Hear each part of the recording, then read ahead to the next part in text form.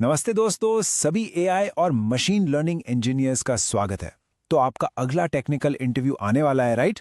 और आप चाहते हैं कि आप पूरी तरह से तैयार हों। आज हम एक ऐसे टॉपिक को पकड़ने वाले हैं जो आजकल इंटरव्यूज में हॉट टॉपिक बना हुआ है। जी हाँ, हम बात कर रहे हैं एलएलएम हैलुसिनेशंस की। चलिए इसको आसान भाषा में आपसे समझाते हैं। कभी सोचा है आपने कि क्या एक एआई इतने कॉन्फिडेंस से, इतनी फ्लुएंसी से आपसे बात कर सकता है और फिर भी पूरी तरह गलत हो? Sound scary, right? बिल्कुल हो सकता है। और इसी अजीब सी प्रॉब्लम को हम कहते हैं एलएलएम हैलुसिनेशन। ये दोस्तों एआई की दुनिया का एक बहुत बहुत बड़ा चैलेंज है और आपका इंटरव्यूअर आपसे यही जानना चाहता है, क्या आप इस चैलेंज को ठीक से समझते हैं? ओके, तो आगे बढ़ते हैं। Section 1, the problem. यहां हम समझेंगे कि आखिर ये एलएलएम हैलुसिनेशन है क्या चीज। Sir, let's get into it. सीधे शब्दों में हैलुसिनेशन तब होता है जब एक एआई मॉडल ऐसी बातें बोलने लगता है जो या तो झूठी हैं या बनावटी हैं, या फिर उसके पास जो डेटा है उससे बिल्कुल भी मेल नहीं खाती। सोच के देखिए, आपने मॉडल से पूछा कि ताजमहल किसने बनाया था और वो कॉन्फिडेंस से किसी ऐसे राजा का नाम ले ले जिसका कोई अस्तित्व ही नहीं था। यही है हैलुसिनेशन। और सबसे खतरनाक बात पता है क्या है? मॉडल का जवाब इतना कन्विंसिंग और फ्लुएंट लगेगा कि आपको लगेगा ये बिल्कुल सच बोल रहा है। और यही चीज दोस्तों एआई पर से हमारा भरोसा तोड़ देती है। ठीक है, अब हमें व्हाट तो पता चल गया। अब आते हैं व्हाई पर। Section 2, the investigation.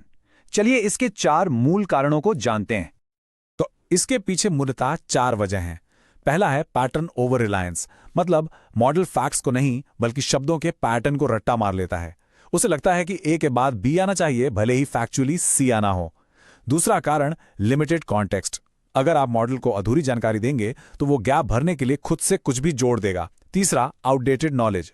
सोच लीजिए, मॉडल को 2021 तक का ही पता है और आप उससे 2024 की कोई बात पूछ रहे हैं, वो कहां से बताएगा? And finally, complex reasoning. जब आप कोई बहुत ही पेचीदा सवाल पूछते हैं तो मॉडल का दिमाग चकरा जाता है और वो गलती कर बैठता है। ओके, प्रॉब्लम पता है, वजह भी पता है। अब एक इंजीनियर की तरह सोचते हैं। Section 3, the tool kit. हमारे पास इस प्रॉब्लम को ठीक करने के लिए कौन कौन से हथियार हैं? तो ये रहा हमारा पूरा टूल किट। आप इसे स्ट्रैटेजीज का मेन्यू समझ सकते हैं। हर एक का अपना काम है। जैसे रैग, ये मॉडल को एक एक्सटर्नल वेरीफाइड नॉलेज बेस से जोड़ देता है।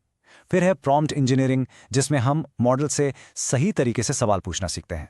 और एक बहुत पावरफुल टेक्निक है RLHF, जहां इंसान मॉडल को फीडबैक देकर उसकी गलतियों को सुधारने में मदद करता है। और भी हैं। इन सब का एक ही मकसद है, मॉडल को ज्यादा सटीक और भरोसेमंद बनाना। चलिए इन स्ट्रैटेजीज को 2 बड़े ग्रुप्स में बांटकर देखते हैं। पहला ग्रुप है ग्राउंडिंग। इसका सबसे अच्छा एग्जाम्पल है RAG। यहां हम मॉडल को कहते हैं, अपने मन से जवाब मत दो, पहले इस किताब में देखो। हम उसे एक external trusted source of truth they देते हैं, एकदम ओपन बुक एग्जाम जैसा। दूसरा ग्रुप है रिफाइनिंग। यहां मॉडल के अंदर ही बदलाव लाते हैं, उसके बिहेवियर को ठीक करते हैं, जैसे PFT या RLHF में। ये बिल्कुल वैसा है जैसे एक टीचर स्टूडेंट को उसकी गलतियां बताकर उसे सुधारता है। तो एक तरफ हम बाहर से मदद दे रहे हैं और दूसरी तरफ हम मॉडल को अंदर से ही बेहतर बना रहे हैं। और इन 2 मेन अप्रोचेस के अलावा हमारे पास कुछ और भी जरूरी टेक्निक्स हैं, जैसे कि प्रॉम्प्ट इंजीनियरिंग, यानी मॉडल से सवाल ऐसी तरह पूछना कि वो गलत जवाब दे ही ना पाए। फिर है फैक्ट चेकिंग टूल्स, जो मॉडल के जवाब को ऑटोमेटिकली वेरीफाई करते हैं। एक और टेक्निक है फ्यू शॉट प्रॉम्प्टिंग, जहां आप सवाल के साथ साथ कुछ एग्जाम्पल्स भी दे देते हैं। और आखिर में पोस्ट प्रोसेसिंग, मतलब मॉडल के जवाब को यूजर तक पहुंचाने से पहले चेक करना और जरूरत पड़ने पर फिल्टर कर देना। ओके, सो अब तक हमने सारी टेक्निकल बातें समझ ली हैं।